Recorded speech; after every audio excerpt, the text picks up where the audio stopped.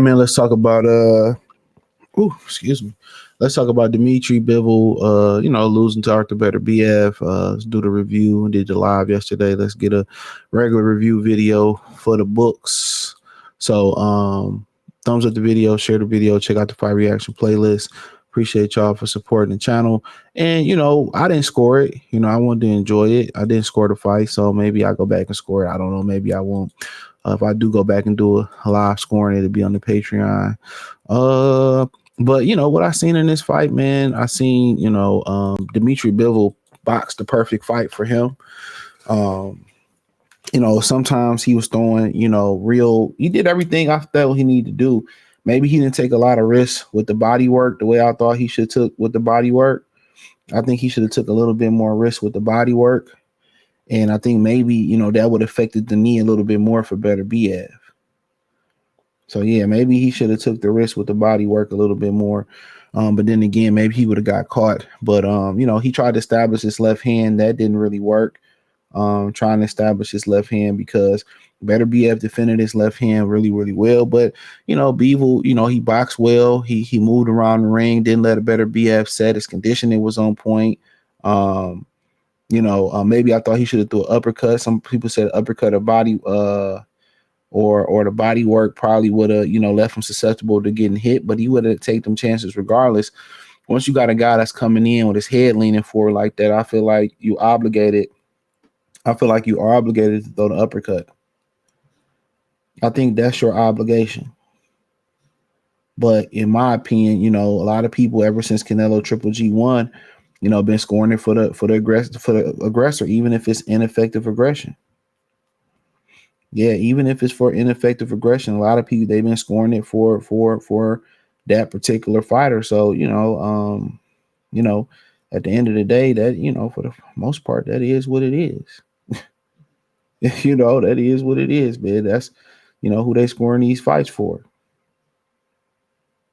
That's who they scoring these fights for. So, I ain't really got too much more to say as far as that part of it. But, Bivol fought a great fight, damn near the best fight he could fight. He took the punishment. And was it times where he balled up and looked like a DV victim? Absolutely. He let Beterbiev tee off on him. He flailed around the ring and he ran around the ring and all that type of stuff. Yeah, that happened. That happened. That absolutely happened. And Beterbiev will come on the last minute of the fight, and that's what people remember. Beterbiev, and I think Bivol not administering a lot of punishment to the naked eye, and he landed a lot of good punches. He landed a lot of good punches, bro. Good counter punches, but they was few far in between. There was one good counter. You feel like maybe he should have doubled it up, or maybe he should have doubled it up, or maybe he should have maybe he should have doubled it up, or maybe he should have took more chances with combinations. But Beterbiev did more damage. I felt that Beterbiev probably should have went to the body a little bit more. He just didn't go to the body, but Beterbiev was having a problem finding his rhythm because Bivol was able to stay on his toes all night. When he did cut the ring off, Bivol balled up. Beterbiev did a great job of getting around his guard, but Bivol rarely let Beterbiev put two or three clean punches together. He rarely allowed that to happen. So he boxed really, really well, but he still got punished. And a lot of people just thought Beterbiev aggression, even though it seemed to be few and far in between in the first 2 minutes of the round, most people thought that his aggression, was still more effective. Most people thought his aggression still was more effective. And he caused more damage. You look at Bivol's face after the fight, it looked like he got in a car accident. And they just basically deducted what Bivol did as a boxer. They didn't like what he did as a boxer because he didn't inflict enough damage. And they're trying to outlaw boxing and boxers in boxing. They're trying to outlaw boxers. They want rock'em sock'em, robots. They want rock'em sock'em robots. So, but I thought he boxed the perfect fight.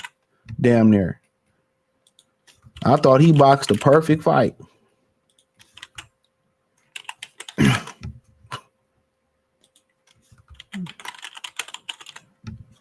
We thought he boxed a perfect fight.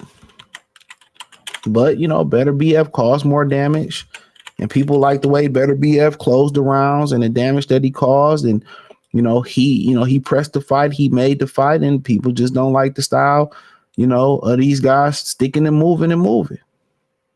You'll see more boxers that box like him appreciate what he did. But when Beterbiev got off, and Bivol was like just balling up, and he was beating his ass from corner to corner and rope to rope. You know what I'm saying? I think that's what the judges seen. They seen basically Beterbiev stalking and Bivol running. They ain't seen that's boxing. And I thought Bivol moved his hands enough too. He just wasn't, running without sticking and moving with a purpose. He was moving his hands, and a lot of them shots might have been get off me shots. Don't hurt them hammer shots. A lot of them might have just been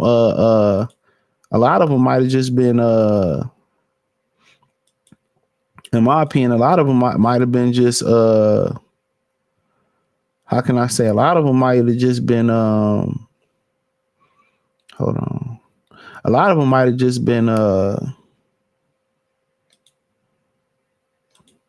might have been just been like, get off me. But a lot of the shots he was throwing he was changing the speed and throwing some really good shots, but they just wasn't effective.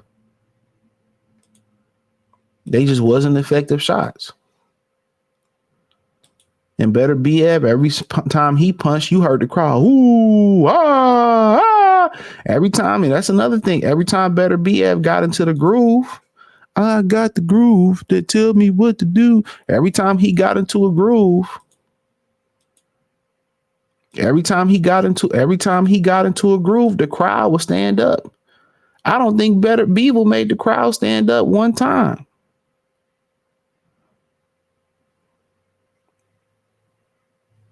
I don't think when Bivol did anything, he made the crowd stand up one time. Every time Beterbiev started moving his hands and doing something, the crowd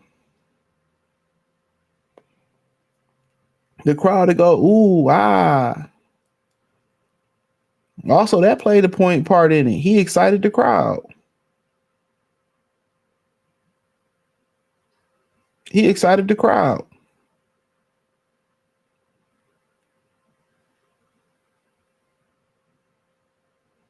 He excited the crowd. So you being a judge in there, of course, of course. Of course.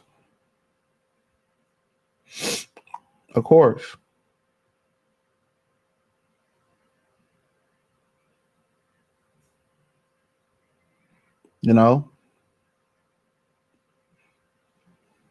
So yeah, that was another thing about that fight. Beterbiev, he bought the excitement, and you being in the ring, and it looked totally different. Let me say that. It looked totally different. It looked totally different when you in the arena and when you're not in the arena. It looked totally different. It looked totally different. Trust and believe me, it looked totally different. Totally different. So, but like I said, I had no problem with them giving it to Beterbiev, but to the naked eye, I thought Bivol won that fight. I thought Bivol won that fight. To the naked eye, I didn't score it, but I could see why they thought that Benavidez. I could tell. I probably know why they thought Benavidez was I know why they thought Benavidez would probably won that fight. I mean, why they thought Beterbiev won that fight, because he caused more damage. He came forward. He was the aggressor.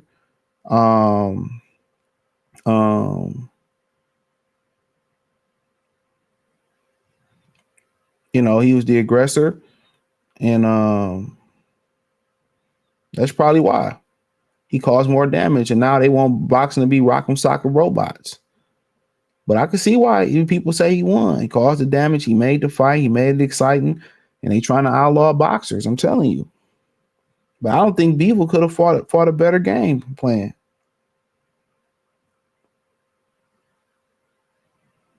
Honestly, I don't think so. I don't think so. But that's my humble opinion on it. But hey, thumbs up the video, share the video, subscribe to the channel. And the subscribe button is the bell icon button. Hit all notifications, increase your chance, get notifications. We go live or drop video. Financially, want to support the channel, Cash App, $ CJ Good 313, Venmo CJ Good 313, PayPal link description. Hit the link tree, find me on X, Instagram, Spotify, Anchor, Cash App, Venmo, PayPal. Check out the Patreon. You won't be disappointed. Peace.